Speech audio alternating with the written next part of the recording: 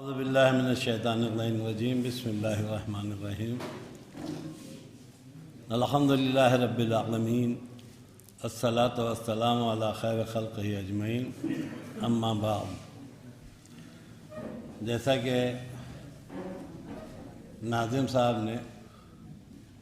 مجھے شکریہ ادا کرنے کے لیے کہا ہے، لیکن سب سے پہلے میں اپنے مجمع سے تشکر اور معذرت دونوں کے ساتھ کہ عموماً انوار العلوم کا جو پروگرام ہوتا ہے اس میں اول و آخر دونوں طے ہوتا ہے، تو ابتدا کے لحاظ سے تو ہم لوگ ٹھیک 7 بجے پروگرام شروع کر دیا، لیکن صرف اس لیے کہ ہندوستان کے اتنے بڑے بڑے علماء کرام ہمارے درمیان میں ہیں، لہذا آپ کا تقریباً 25 منٹ، یہ 5 منٹ آپ اس میں نہ جوڑیے گا، 25 منٹ ہم لوگوں نے جو ہے وہ زیادہ لیا ہے، اس کے لیے معذرت خواہ ہوں۔ اور ابھی جیسا کہ انہوں نے شکریہ ادا کیا، تو شرکت کے لیے آپ سبھی حضرات کا شکریہ، اور بالخصوص شیرو بھائی اور ان کے ساتھ جو لوگ لگے ہوئے تھے، اور انہوں نے سارا انتظام بغیر ہم لوگوں کے مدد کے خود سے کیا، ہم کو جو ہے وہ آنے کی ضرورت بھی نہیں پڑی، بس ایک مرتبہ انہوں نے بلا کے پوچھ لیا کہ کیا چیز کیسے کی جائے گی، یہ سارا انتظام جو آپ دیکھ رہے ہیں ہاں وہ سب ان کی طرف سے ہے۔ اور دوسری بات جو ہے، اگرچہ میں اسمبلی کا ممبر ہوں، آپ لوگ یہ نہ سوچیے گا، لیکن بہرحال میزبان بھی ہوں، اس میزبان ہونے کے ساتھ ساتھ میں اسمبلی کے سارے حضرات سے یہ التماس اور گزارش کر رہا ہوں کہ جس طریقے سے ہمیں یہ موقع دیا ہمارے شہر کو، اگر آئندہ بھی آپ حضرات موقع دیں گے تو ہم لوگ انتظام کرنے کے لیے تیار ہیں، دامے درہمے سخنے ہر طرح سے، اور صرف اسمبلی ہی کے لیے نہیں، کوئی بھی آدمی اگر اچھا کام کر رہا ہے تو ہم اس کے ساتھ ہیں، یہ نہیں۔ اور دوسری بات جو اکثر سرکار علامہ جوادی سے سنا کرتا تھا کہ جب اچھے کام کے لیے نکلو تو جب تک مخالفت نہ ہو سمجھو ناکام ہو رہے ہیں،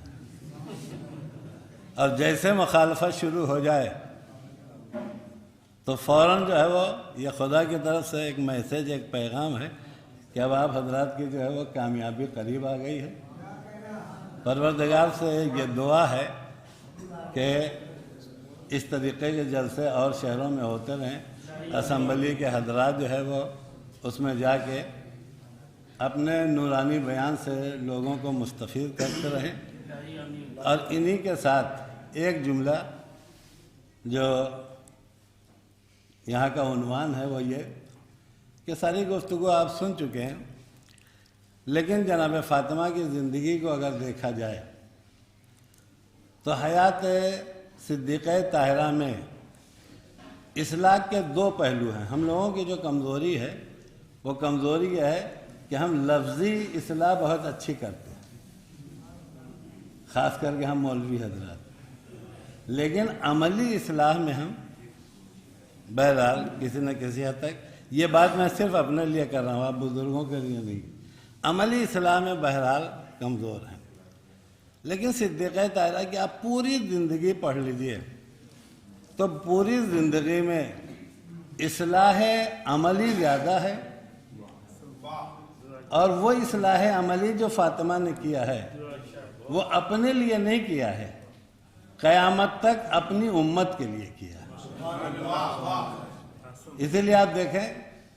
آپ واقعات سنتے رہتے، اب اس حیثیت سے واقعے کو پڑھیں کہ جناب فاطمہ نے امام حسن کو اپنے زانوں پہ بٹھا کے نانا کی تقریر سنا۔ ارے وہ کوئی رضی کی اولاد تھوڑی تھی کہ مجلس میں بیٹھ کے کچھ سن نہیں رہی تھی، صرف شرارت کر رہی تھی، وہ رسول کے نواسے تھے،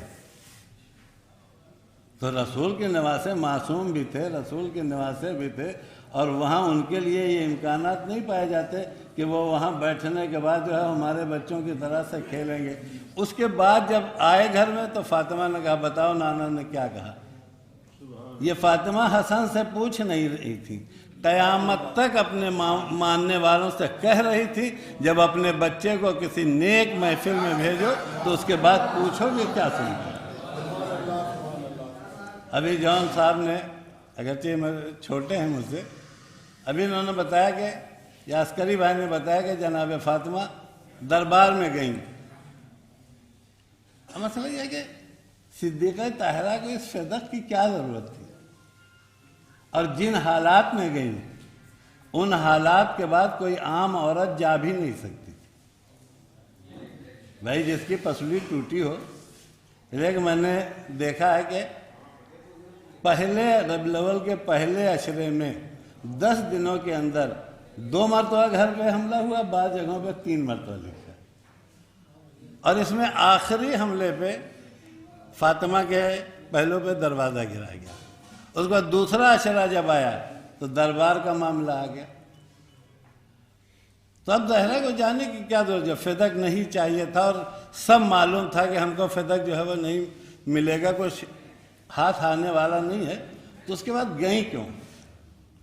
جناب فاطمہ ایک اصلاح قیامت تک کے لیے اپنے سارے ماننے والوں کو لیے کر رہی ہیں۔ ادھر جب فاطمہ داخل ہوئی تو کہا کہ میرا حصہ کیوں نہیں دیا جا رہا؟ تو کہا نبی کی بیٹیاں جو ہے، نبی نہ وارث ہوتا ہے نہ وارث بناتا ہے۔ اسی دن قیامت تک کے لیے زہرا نے فیصلہ کر لیا، اگر ہمارے ماننے والے ہو تو یہ چیز یاد رکھنا، یہ خلافت ہے جس میں نبی و نبوت کی بیٹی کو میراث نہیں مل رہی ہے۔ اب دنیا میں جتنے باپ ہیں اگر اپنی بیٹیوں کو میراث نہیں دے رہے ہیں تو اپنا فیصلہ خود کر لیں کہ ہم کس پارٹی کے ہیں۔ اور اسی کے لیے میں نے ایک مجلس پڑھی تھی، آج تک ہم سب نے مل کے یہ تو سنا ہے کہ پوتا محجوب ہوتا ہے، کسی نے آج تک یہ نہیں سنا کہ نواسا بھی محجوب ہوتا ہے۔ اگر کسی صاحب نے سنا ہو تو بتائیں۔ اس کی وجہ یہی ہے کہ ہم لوگوں نے بیٹیوں کو میراث سے پہلے ہی الگ کر دیا، لہذا اگر فاطمہ کی سیرت پہ عمل کرنا ہے، اب وہ مختصر سے رات 2-4 مل جائیں گے، لیکن کثرت یہی ہے کہ بیٹی کی کوئی میراث ہوتی نہیں ہے۔ انہی لفظوں کے ساتھ میں اپنی بات کو ختم کرتے ہوئے آپ سبھی حضرات کا شکریہ ادا کر رہا ہوں، بالخصوص اسمبلی کے افراد مہامین جو بڑی دور سے آئے ہوئے ہیں اور اس سردی میں اتنا طولانی سفر کیا، ان سبھی حضرات کا شکر گزار ہوں۔ اور یہ بھی ان کے لیے پیغام ہے کہ جب بھی یہاں اسمبلی کا کوئی دوسرا پروگرام کرنا چاہتے ہیں، یہ ہمارے سارے مومنین اور ہم انوار العلوم اس بات کے لیے تیار ہیں کہ اس طریقے سے کے جلسے جو ہے وہ رکھے جائیں اور مومنین کو اصلاح کے معاملے میں آمادہ کیا جائے۔ وآخر دعوانا ان الحمدللہ۔